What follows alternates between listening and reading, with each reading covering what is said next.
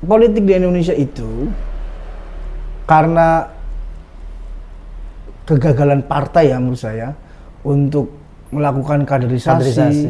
Dan melakukan penguatan akar rumput. Sehingga siapapun yang ingin berkontestasi di dalam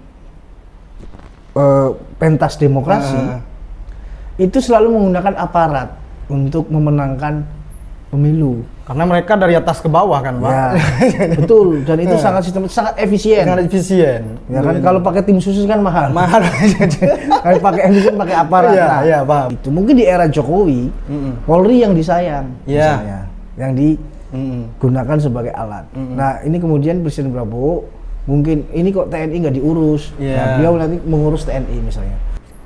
Teorinya itu namanya Banner Cycle. Banner Cycle itu memprediksi 2035 itu ada krisis besar di dunia. Nah, krisisnya apa? Bisa perebutan sumber daya langka, komoditas langka, ada litium, kobalt. Indonesia bisa saja tidak siap menghadapi krisis tahun 2035 itu. Sebuah pulau di Aceh ikut Sumatera Utara, itu menurut saya orang yang mengusulkan itu ini lebih memikirkan kepentingan dirinya daripada negara. Ada dualisme loyalitas di dalam tubuh kabinet Pak Prabowo. Artinya ada bos lain yang mengendalikan selain presiden kita yang sah, yang dipilih secara pemilihan umum. Itulah membuat akhirnya kinerja pemerintah tidak efektif dan efisien. Akhirnya kacau, ya kan? Bikin ribut, bikin legitimasi pemerintah juga dipertanyakan di masyarakat gitu loh. Sebelumnya ada problem gas melon. Iya, gas melon. Nah, itu juga problem. Harusnya kan udah selesai di tingkat Menko. Cukup di tingkat Menko. Loh, ini semacam ditabuh genderangnya dari luar.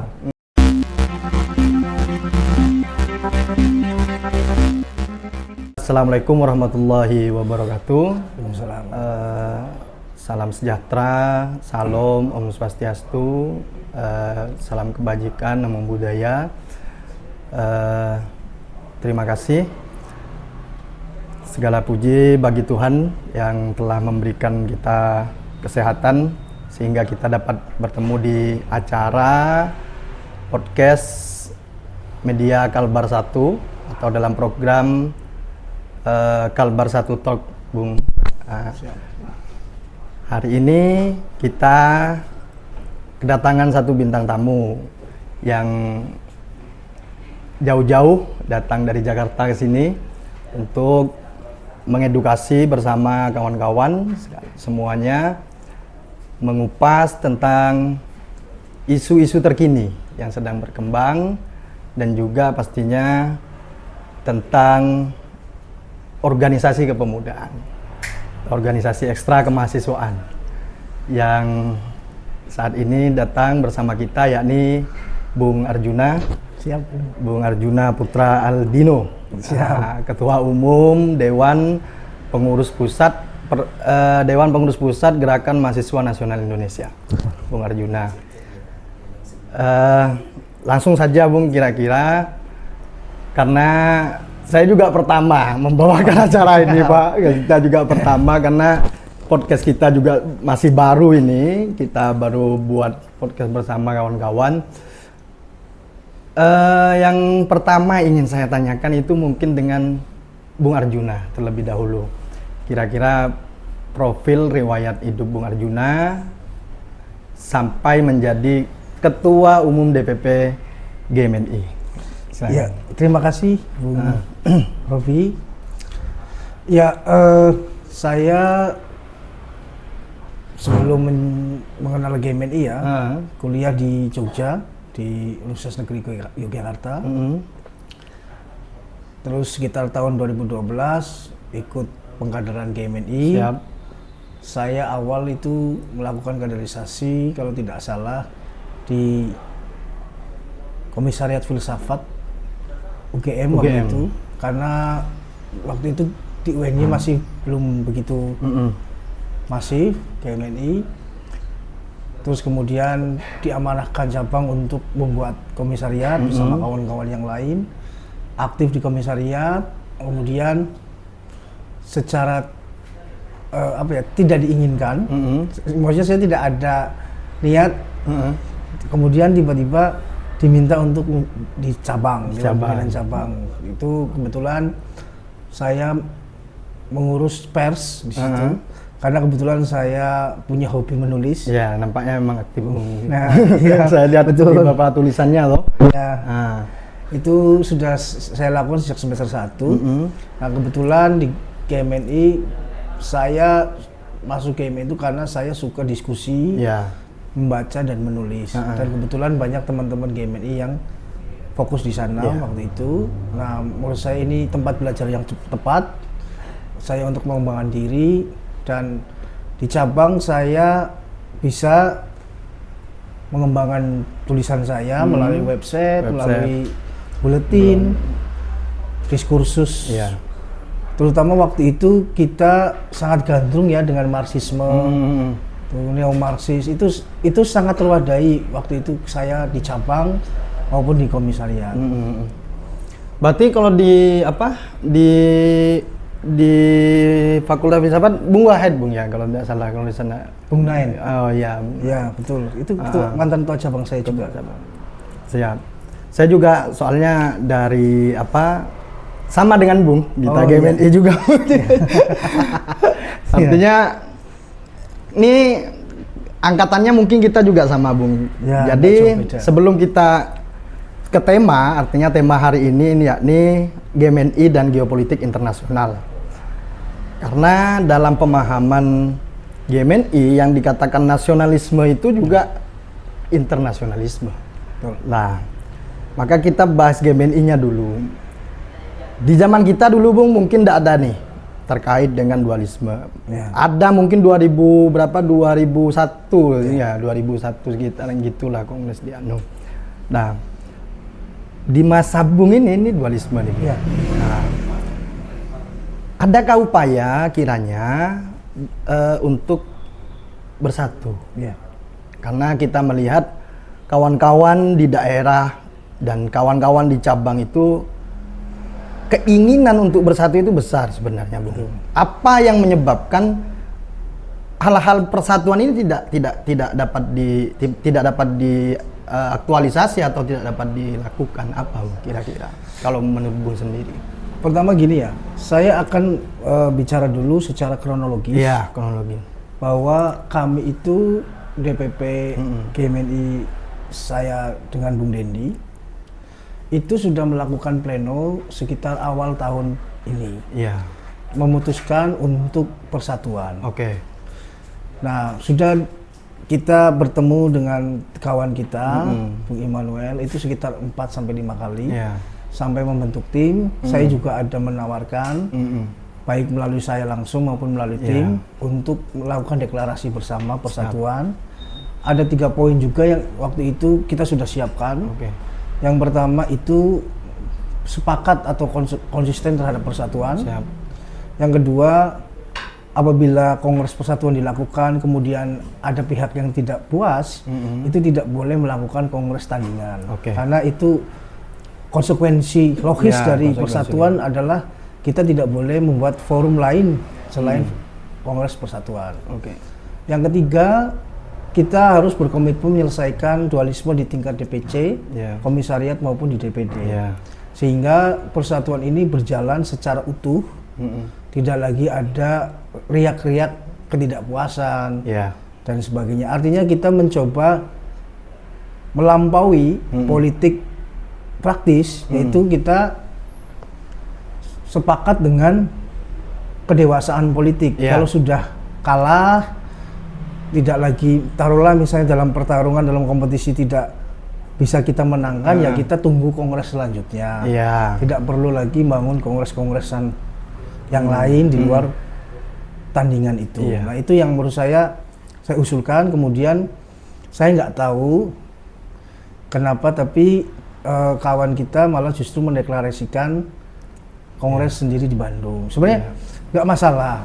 Saya juga sebenarnya nggak keberatan kalau ada kongres dimanapun tempatnya, asalkan dikelirkan dulu soal persatuan itu.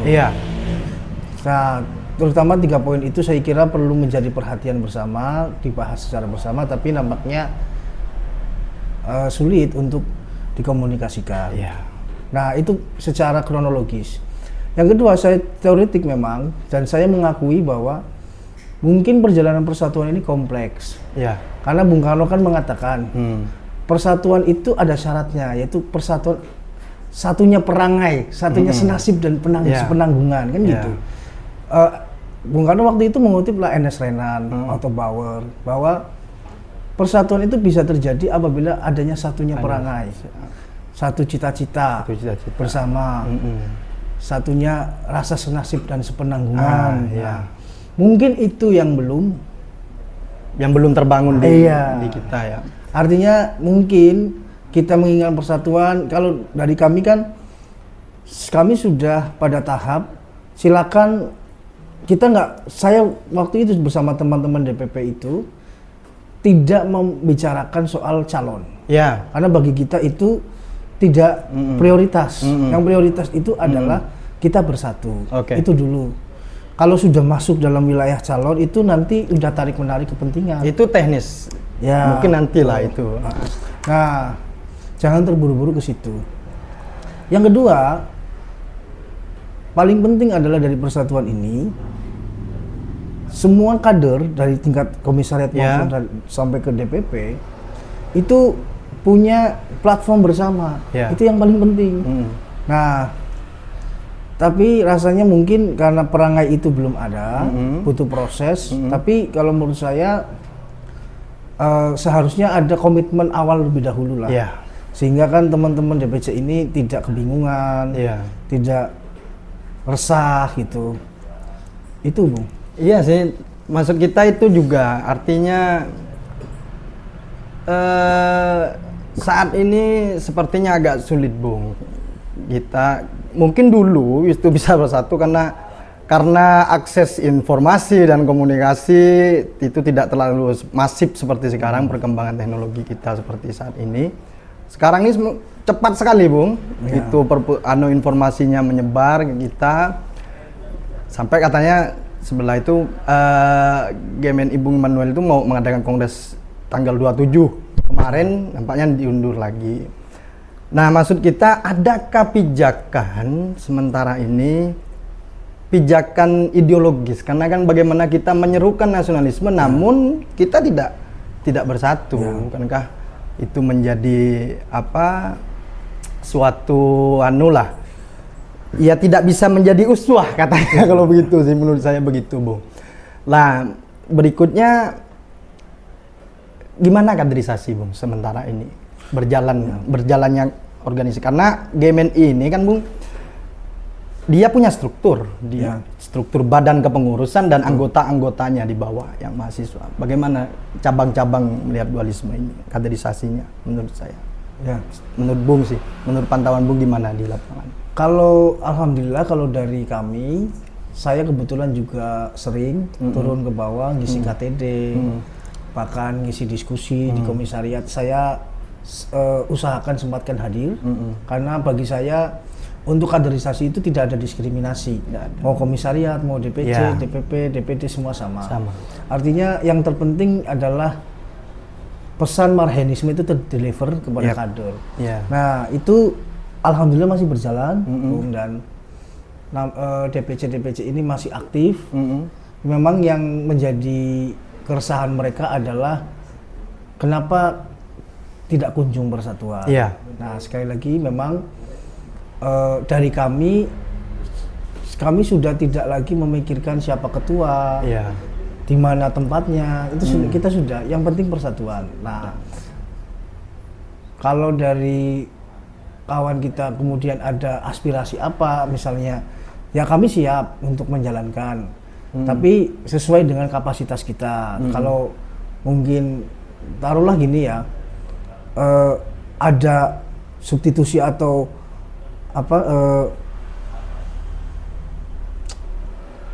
keinginan-keinginan lainnya, itu kalau di luar kapasitas kita misalnya soal jabatan politik dan sebagainya itu di luar kapasitas saya. Karena saya di sini hanya sebagai ketua organisasi mahasiswa kan nggak mungkin memberikan orang misalnya jabatan tertentu atau apa. Tidak mungkin. Itu yang mungkin juga susah. Mungkin kalau mau ada komplementernya misalnya saya mau persatuan asalkan saya minta jabatan itu kan susah juga kalau misalnya ada komplementer substitusi semacam itu. Nah, karena saya juga tidak punya kapasitas untuk memberikan orang jabatan tertentu kan gitu. Nah, itu yang mungkin butuh saya nggak tahu ya persatuan ini akan terwujud seperti apa, maksudnya dengan cara seperti apa role modelnya, tapi dari kami baru bisa menawarkan ide, konsep, 3 poin itu. Nah, karena mahasiswa ya hanya bisa menawarkan ide. Ide, betul, masuk akal. Nah, makanya itu, maka terlepas dari dualisme itu, bagaimana berikutnya? Ini kan juga harus dipikirkan, Bung, oleh kawan-kawan yang saat ini. Apakah format kaderisasi itu masih sama dengan yang dulu, menggunakan cara-cara di tengah perkembangan zaman dan perkembangan teknologi yang seperti ini sekarang? Malah saya berpikir ada program prakerja itu kan, Bung, akhirnya kan dia kan beli kalau bagi yang mendapat program itu dia itu membeli pelatihan di itu. Itu kan sama sebenarnya, Pak, mengedukasi juga. Nah, maka suatu saat mungkin kita di GMNI akan seperti ini. Ya, betul. Ya toh? Betul. Nah, maka kedepannya bagaimana? Sebagai kader sekarang, bukan sebagai ketua umum, tapi sebagai kader, apa sih kedepannya yang memang menurut Bung penting untuk GMNI ini? Sebenarnya untuk model kaderisasi tahun 2022 saya masih ingat kami DPP GMNI meluncing e-learning kaderisasi. E-learning itu electronic learning, yang bisa diakses di website. Dan platform-platform kita waktu itu sediakan video dari semua tingkatan kaderisasi KTD, KTP, KTM, KTP sampai ke kursus-kursus kader. Kami juga sediakan materinya, tapi memang untuk kami organisasi mahasiswa yang punya modalitas yang terbatas, memaintenance website untuk pelatihan memang tidak banyak mungkin yang menggunakan, tapi kalau menjadi tren ini kan banyak kan. Nah, waktu itu maintenance-nya yang cukup mahal karena butuh, kalau bicara IT untuk terus on, itu kan maintenance-nya juga lumayan per bulannya. Nah, waktu itu kita beratnya di maintenance. Nah, akhirnya kita berjalan hanya 1,5 tahun. E-learning itu kemudian sudah nggak bisa diakses. Tuh, nah. Harapannya sih kalau saya untuk teman-teman ke depan yang paling penting adalah hari ini itu menurut saya untuk kita generasi milenial atau Z itu tidak cukup dengan kerja keras kalau mau sukses. Tapi harus bisa cepat membaca perubahan. Terutama perubahan zaman. Nah, kita kerja keras tapi kita tidak bisa membaca perubahan zaman. Maka nanti segala sesuatunya sudah dikapling orang. Karena orang sudah cepat dulu membaca, kita masuk sudah telat, sudah banyak dimiliki oleh orang. Itu yang paling krusial buat teman-teman GMNI adalah harus mampu membaca perubahan. Kalau dia tidak mampu membaca perubahan, maka ya sia-sia menurut saya. Kita bekerja keras, ketekunan itu kalau tidak dibarengi sensitivitas terhadap pembacaan, itu berat persaingannya semakin berat. Iyalah, pastinya itu karena kami juga merasakan itu, Bung, karena kawan-kawan mahasiswa juga nampaknya bukan tapi memang agak sedikit surut mungkin budaya literasi kawan-kawan mahasiswa yang memang intinya kita bicarakan saja tentang kebangsaan. Karena kalau saya pernah dengar ceramahnya Gus Bah, itu kan kata Gus Bah, syarat dulu pada saat perjanjian perang itu Nabi Muhammad itu bilangnya cuma satu, tidak dilarang membicarakan Islam. Sama mungkin dengan kita, Bung. Jangan pernah dilarang kita membicarakan Pancasila, Indonesia itu untuk Bung Karno dan lain sebagainya. Itu sih menurut saya.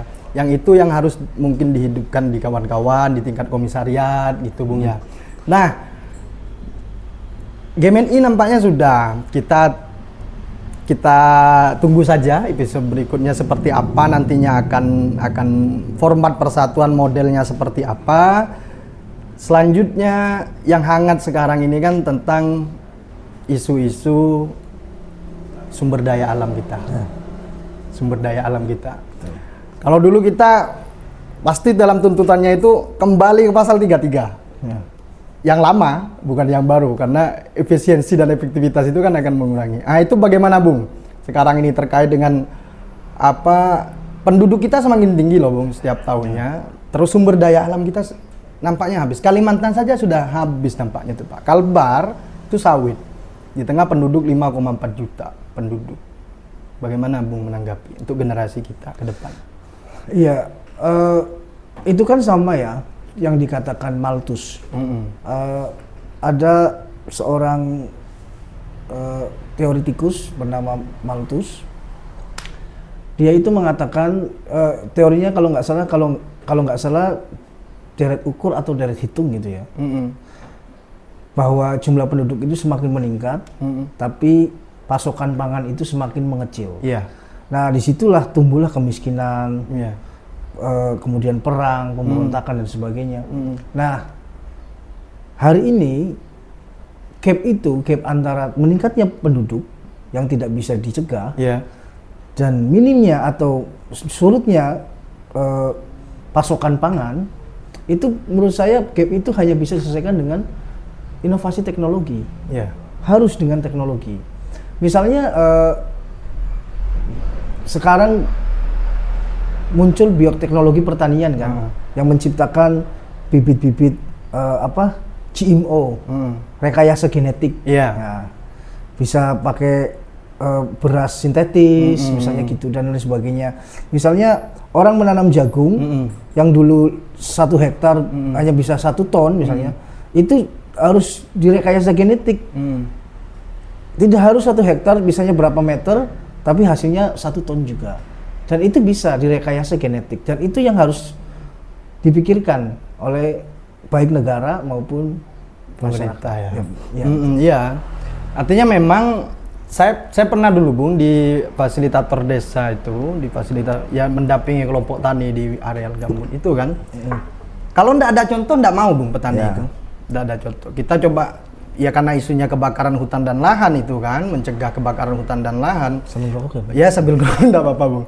Nah, karena itu mencegah kebakaran hutan dan lahan, maka kita kan harus memberikan contoh nih sebagai fasilitator desa. Ini jangan dibakar, Bu, ya. Karena kalau gambut itu ndak hidup, Bung. Nah, itu. Di tengah ini katanya ada isu nih, ada food estate yang di Kalteng itu. Estate yang di Kalteng, dan yang baru-baru ini di mana, Bung? Di Anu kah? Di Papua kah? Iya, di Maluku. Di Maluku itu. Optimis kah, Bung, terkait itu? Sebagai kawan-kawan mahasiswa menanggapi itu gimana?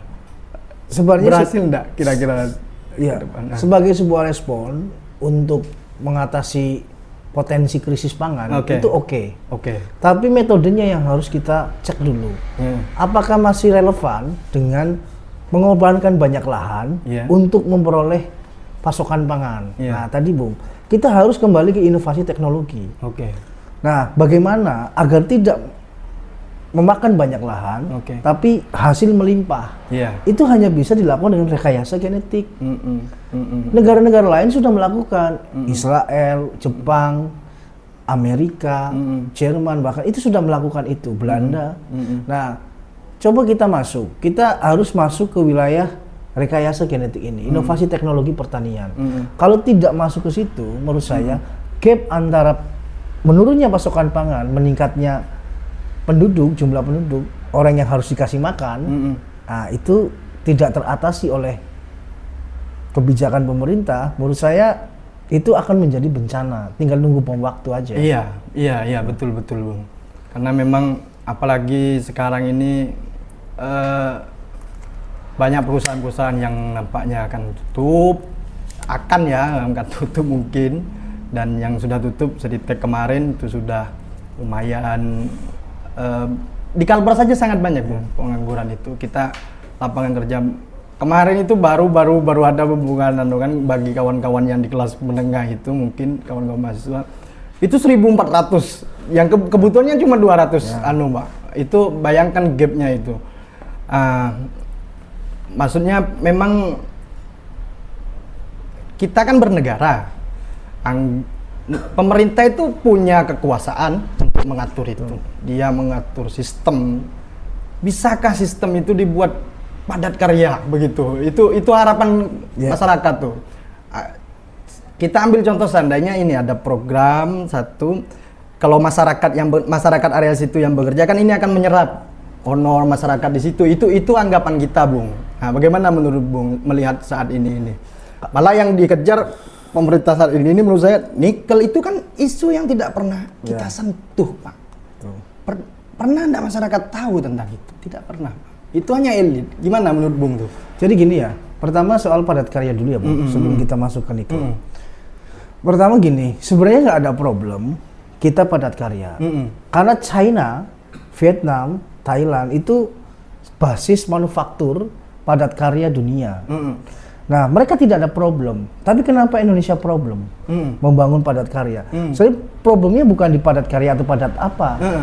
Tapi berbisnis di Indonesia itu sangat mahal, Bu. Sangat mahal. Yes.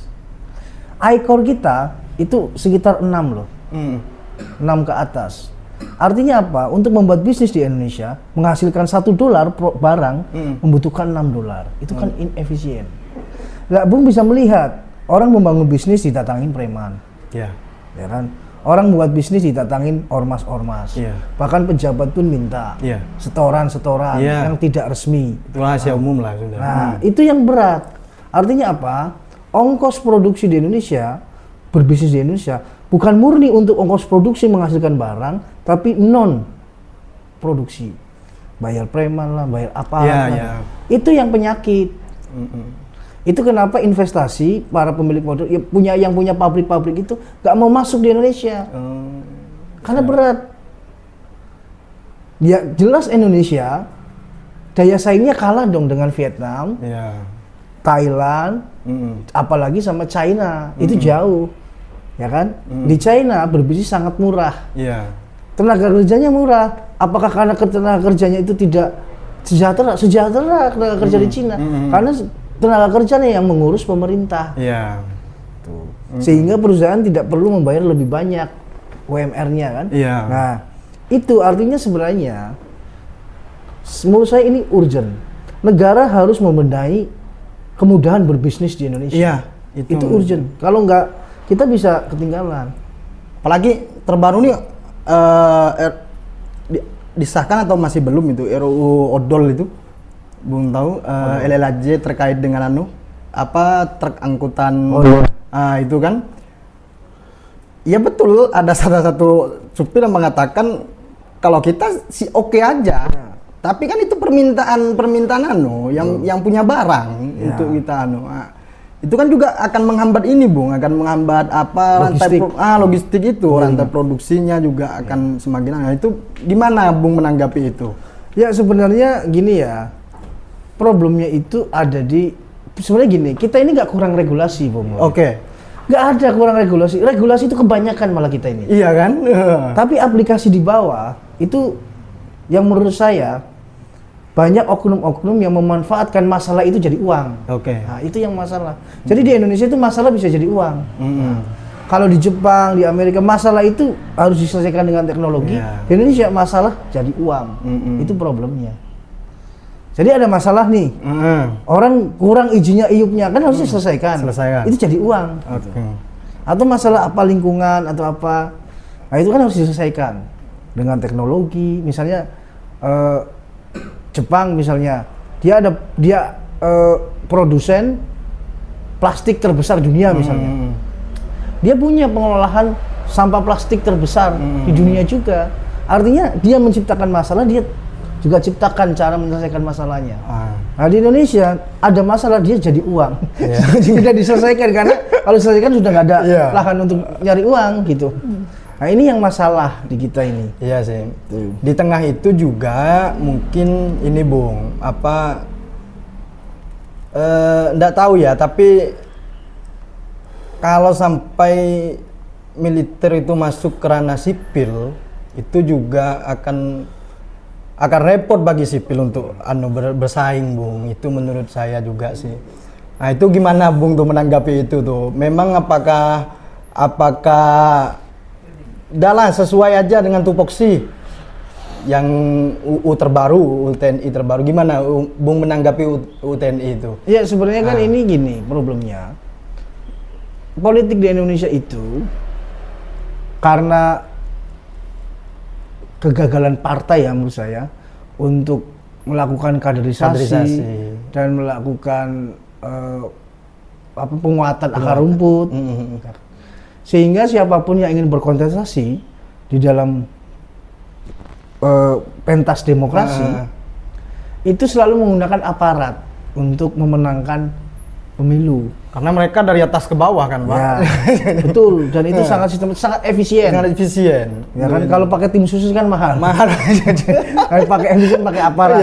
Paham. Jadi gini, ada mungkin ya kalau saya lihat ada kecemburuan dari antar institusi itu. Mungkin di era Jokowi, Polri yang disayang, misalnya, yang digunakan sebagai alat. Nah, ini kemudian Presiden Prabowo mungkin ini kok TNI nggak diurus. Nah, beliau nanti mengurus TNI misalnya. Nah, tapi kan kita tidak yakin bahwa ini hanya semacam itu. Pasti kan ada kepentingan elektoral juga di baliknya. Karena logika elit kita pasti elektoral 5 tahunan. Semua programnya itu pasti kaitannya dengan elektoral 5 tahunan. Nah, ini yang menurut saya bottleneck ini yang harus diselesaikan. Ketika TNI Polri diseret-seret masuk ke dalam politik, ya problemnya seperti ini. Iya sih. Muncul undang-undang, ada undang-undang TNI, nanti muncul baru lagi undang-undang Polri yang sama gitu. Akhirnya nggak selesai. Karena apa? Politik kita itu selalu mengandalkan itu, aparatus kekuasaan digunakan untuk memenangkan pemilu.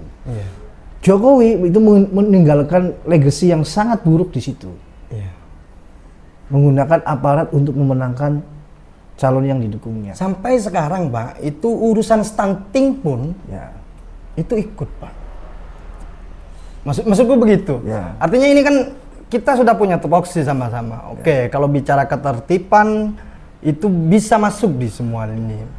Nah, mungkin hanya sebatas menjaga, ya toh, menjaga ketertiban itu agak Tapi kalau sampai sudah masuk ke ranah pangan dan lain sebagainya, menurut saya sih itu terlalu sih Bung, masuk ke dalam sih. Ya, nggak tahu nih karena belum direvisi UU Polri. Karena kan gini. Kalau kita bicara itu sudah terjadi era Orde Baru, yes. Tapi kan kita nggak usah lah menghitung Orde Baru karena memang Orde Baru ini adalah rezim militaristik. Kita kan sudah ada reformasi. Nah, harusnya pasca reformasi itu tidak terjadi lagi. Tapi itu dilakukan oleh Jokowi masalahnya. Nah, Jokowi inilah yang meninggalkan legasi paling buruk soal hubungan antara negara dengan aparatusnya. Dia menggunakan aparat tertentu untuk memenangkan pemilu. Nah, kemudian inilah jadi sumber legasi yang buruk buat selanjutnya. Nah, harusnya itu tidak terjadi lagi di era reformasi. Nah, saya nggak bisa menyalahkan Orde Baru. Kenapa? Ya, memang Orde Baru ini militerisme. Mereka mengklarasikan dirinya memang Orde Baru ini kan dulu ada ABRI, birokrasi dan Golkar. Fondasi utama kekuasaan Orde Baru. Nah, reformasi harusnya tidak terjadi seperti itu. Nah, tapi Jokowi melakukan itu. Nah, TNI yang dulu sudah kembali ke barak, sudah mematuhi amanat reformasi, itu melihat misalnya kawannya yang satunya, misalnya Polri itu, Polri diberikan kesempatan yang sangat luas untuk masuk ke ranah-ranah yang bukan ranahnya, ya akhirnya kan muncul lagi. Problematik yang sebenarnya harusnya sudah selesai.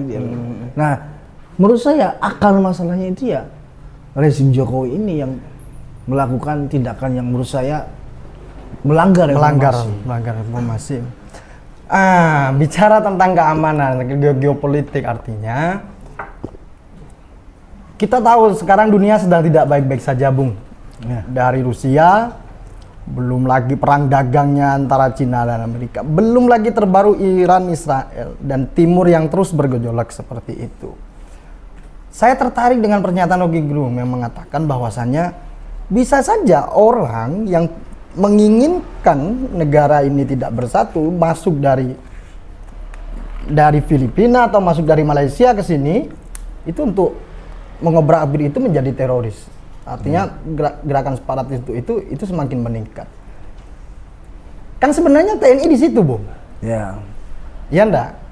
Itu Bung melihatnya bagaimana tuh? Adakah kemungkinan yang katanya kita ini 2045 itu menjadi 2040 ya. 245 kan 2045 itu katanya Indonesia emas. Bisa saja Indonesia emas itu bubar kalau tidak Bung, kalau tidak diantisipasi sampai sekarang tuh. Gimana menurut Bung tuh? Iya, sebenarnya yang menurut saya ada sebuah teori yang menarik ya dari teorinya itu namanya Banner Cycle. Banner Cycle itu memprediksi 2035 itu ada krisis besar di dunia. Nah, krisisnya apa? Bisa perebutan sumber daya langka, komoditas langka, ada litium, kobalt, nikel dan sebagainya. Nah, menurut saya Indonesia bisa saja tidak siap menghadapi krisis tahun 2035 itu. Tapi pesan saya ya untuk Pak Prabowo ya misalnya, menurut saya Pak Prabowo ini harus tegas. Terutama gini, saya nggak habis pikir ya, di tengah Pak Prabowo sedang menggarap program-programnya, mengkonsolidasikan pemerintahannya, kemudian muncul ide gila yang menurut saya. Sebuah pulau di Aceh ikut Sumatera Utara, itu menurut saya orang yang mengusulkan itu ini lebih memikirkan kepentingan dirinya daripada negara. Bung, jelas itu. Tahu tahun berapa kira-kira keputusan untuk pulau di Aceh itu masuk ke Sumut? Kalau tidak salah kan Kemendagri kemarin bicara memutuskan dia untuk diserahkan kepada Sumatera Utara. Nah, itu menurut saya di tengah dunia yang sedang penuh ketidakpastian, menuju krisis, banyak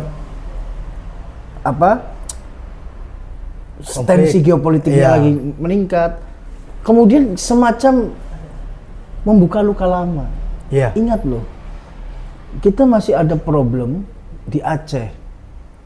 Aceh ini punya sejarah yang taruhlah tanda kutip waktu itu ingin memisahkan diri dengan Indonesia. Tapi waktu itu bisa disatukanlah di perjanjian Helsinki.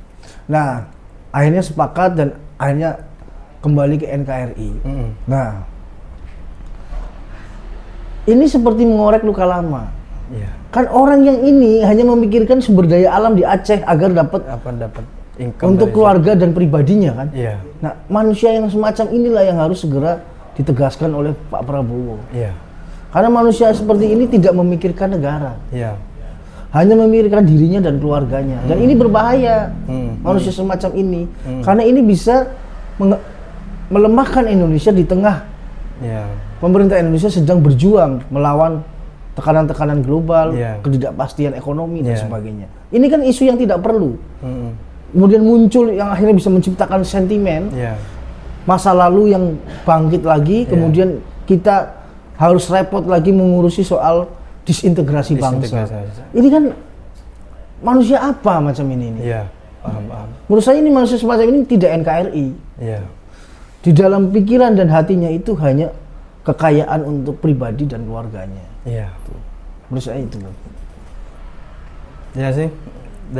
Belum lagi Papua, Bung ya. Belum lagi kasus Papua yang memang kalau dilihat di peta itu teritori negara kita ini sangat rawan sekali. Memang ada di tengah. Cuma kan bisa masuk dari mana-mana, Pak. Kita ini kan. Melihat realita itu, kita mungkin berharap harapan kita, ekspektasi kita besar pada Pak Prabowo nih, Pak. Pastinya menurut Bung, mampukah Pak Prabowo ini mewarnai kancah geopolitik internasional ini, Pak? Di tengah kebijakan kita yang katanya kita non-blok, tapi bagaimana Indonesia hadir dalam konflik Iran dan Israel? Kalau sekarang menurut saya tahap Pak Prabowo pertama ini harus menghilangkan benalu-benalu. Berarti di dalam dulu ya. Dalam dulu. Benalu-benalu ini harus clear, dibersihkan. Karena bayangkan Bung Robi, dunia lagi ketidakpastian ekonomi, problem tarif, problem tensi geopolitik Timur Tengah, harga minyak naik, tekanan untuk kita kan. Tiba-tiba ada muncul masalah Nikel di Raja Ampat. Ternyata manusia satu itu juga yang bermain. Nah, kemudian ada lagi masalah Aceh. Nah ini kan seperti merongrong, menggerogoti gitu loh. Harusnya semua itu yang menyelesaikan Pak Prabowo, coba bayangin. Presiden harus turun tangan untuk masalah semacam itu. 270 juta penduduk kita ngurusi itu terus, Pak. Isunya setiap hari kita dia sajikan dengan isu terus. Pak Prabowo harus turun tangan sampai harus menyelesaikan problem-problem itu. Harusnya kan itu clear di tingkat Menko. Cukup di tingkat Menko clear. Tapi karena ada dualisme loyalitas di dalam tubuh kabinet Pak Prabowo, artinya ada bos lain yang mengendalikan selain presiden kita yang sah, yang dipilih secara pemilihan umum. Itulah membuat akhirnya kinerja pemerintah tidak efektif dan efisien. Akhirnya kacau, ya kan? Bikin ribut, bikin legitimasi pemerintah juga dipertanyakan di masyarakat. Gitu loh. Sebelumnya ada problem gas melon. Gas melon. Nah itu juga problem. Harusnya kan udah selesai di tingkat Menko, cukup di tingkat Menko. Loh ini semacam ditabuh genderangnya dari luar, ya kan? Ini kan menurut saya ini berbahaya untuk keberlanjutan pemerintahan Pak Prabowo. Karena menurut saya Pak Prabowo ini kan pasti ya, kalau saya lihat ini ingin melihat Indonesia ke depan, dan dia juga sudah menyiapkan program yang untuk bagaimana Indonesia bisa bertahan di masa depan. Tapi kan ada 1-2 manusia yang masih punya kepentingan untuk memperkaya diri dan keluarganya. Itu yang problem. Dan itulah benalu. Kenapa kita harus melihat itu? Karena menurut saya ya, kalau saya pribadi ya, Bung, ini pribadi ya, walaupun saya ketua umum game ini, saya punya aspirasi pribadi. Ya saya masih terima kalau presidennya Pak Prabowo. Tapi kalau Pak Prabowo kemudian ada kendala, taruhlah misalnya harus tidak jadi lagi presiden di pertengahan jalan, kemudian diganti wakilnya, saya tidak rela. Saya tidak mau itu terjadi. Itu kenapa saya harus membela Pak Prabowo? Karena saya kalau Pak Prabowo masih memimpin, saya masih oke. Artinya beliau punya ide, punya track record. Pak Prabowo ini untuk jadi presiden bangun partai sendiri, Bu. Gerindra. Kita nggak boleh. Perjalanan beliau nggak boleh tutup mata dengan itu. Dia membangun partai sendiri dari nol. Tidak merebut partai orang, ya kan? Tidak tiba-tiba memangsa partai orang lain, ya kan? Nah, beliau membuat partai sendiri dari nol. Dia mengikuti jalan demokrasi. Ya saya mau jadi presiden, saya bikin partai. Bikin partai dari nol, dia bangun sampai sekarang Gerindra besar. Dan dia bertarung berapa kali itu kalah, tarung lagi, tarung lagi. Maksudnya kita ingin seperti itu. Iya, masih mending. Saya makanya Pak Prabowo masih oke. Untuk kita anak-anak muda, ya Pak Prabowo ini orang yang jalannya merintis, berjuang untuk mendapatkan sesuatu. Nah, tapi kalau hanya mengandalkan kekuasaan ayahnya, ya kan, tidak punya kapasitas, tidak punya kompetensi, tiba-tiba jadi orang wakil presiden, ordal, nah nggak bisa dong kita terima gitu aja. Emang Indonesia cuma milik dia? Kita anak muda juga pemilik sah Indonesia dong. Dan kita juga ingin berkembang, Pak. Kita juga ingin berkembang. Kalau sumber daya hanya dinikmati oleh orang-orang itu saja, ya kita gini terus. Nggak akan ada wujud keadilan sosial bagi seluruh rakyat Indonesia itu semakin jauh dari kita nampaknya. Ya begitu saja nampaknya Bung Arjuna. Siap. Kira-kira saya ingin minta satu statement dari Bung Arjuna terkait dengan apa yang harus kita benahi dalam kehidupan berbangsa dan bernegara ini. Kita harus punya pijakan, Bung. Bagaimanapun kita harus punya pijakan. Dasarnya itu semua orang ingin makan, Bung. Semua orang ingin makan. Sudahlah itu dasar. Namun kan bagaimana negara hadir untuk mengatur itu. Silakan, Bung Arjuna. Kalau menurut saya untuk pemerintah hari ini, saya kira perlu ada perbaikan di internal, terutama kaitannya dengan mereka yang punya loyalitas ganda, yang tidak mau ikut dalam parade pemikiran Pak Prabowo. Menurut saya itu tidak fair. Menurut saya, Pak Prabowo ini sudah terpilih secara sah jadi presiden, dia punya legitimasi. Nah, kita yang misalnya orang yang dulu tidak memilihnya terus kemudian kalah, ya kita harus tetap menghargai beliau adalah presiden Indonesia. Nah, orang-orang yang punya kepentingan di balik itu semua, punya kepentingan pribadi, saya kira Pak Prabowo harus mulai tegas. Jangan lagi digerogoti legitimasinya hanya karena ulah 1-2 orang yang punya kepentingan pribadi, yang ada bos lainnya yang mengendalikan, ya kan, tidak mau, kan nggak fair. Dia kemarin ngomong mendukung, sekarang kemudian menyisipkan kepentingannya, kemudian semacam ingin menggunting dalam lipatan Pak Prabowo ini, itu kan nggak fair menurut saya. Itu orang-orang semacam itu harus segera di-clearkan, karena itu yang mengganggu Pak Prabowo untuk mencapai misalnya asta cita, pertumbuhan ekonomi, itu semua itu yang pengganggunya itu. Karena menurut saya rakyat Indonesia itu masih mau kok kalau diajak Pak Prabowo untuk membangun dan sebagainya, masih mau. Kami juga sebagai elemen muda masih oke kalau kayak kita tahu lah kapasitas Pak Prabowo kan, membaca dia literasinya terus kemudian pengalamannya juga ya kan, berangkat dari orang yang jelas juga. Itu menurut saya tinggal satu itu sih, benalu-benalu itu harus segera disingkirkan dalam pemerintahannya itu, dalam kabinetnya itu, Bung ini karena ini benalu-benalu ini penyakit yang seperti kanker menggerogoti tubuh Pak Prabowo itu sendiri. Itu yang berbahaya. Itu, Bung. Baik, pesan itu mungkin Pak Prabowo dari kami ya, mungkin ekspektasi kita ini besar. Ya enggak, Bung? Ekspektasi kita besar.